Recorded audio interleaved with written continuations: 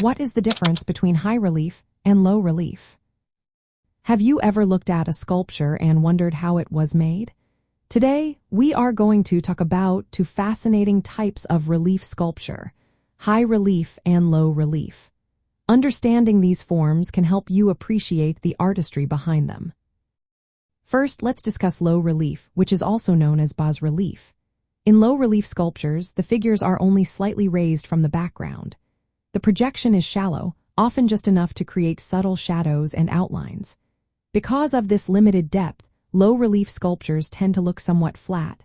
They are best viewed from the front. A common example of low relief can be found on coins, where the images barely rise above the surface.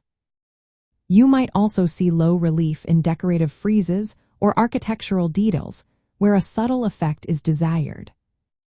Now let's move on to high relief sculptures. These pieces have figures that project significantly from the background. Often, more than half of the figure's depth extends outward. In many cases, parts of the sculpture, such as heads or limbs, are fully rounded and may even be detached from the background. This gives the impression of a nearly three-dimensional figure. High relief allows for greater detail and a dynamic sense of depth and movement.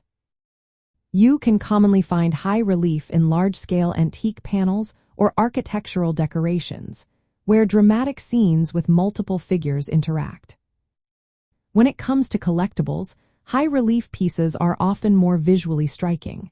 They can command higher interest and value due to their complexity and craftsmanship. The depth of high relief allows for intricate carving and dynamic compositions, while low relief is simpler and more restrained. Let's summarize the key differences between these two types of relief sculptures. First, the projection depth. Low relief projects slightly, while high relief projects prominently, often over half the figure's depth. Next, the visual effect.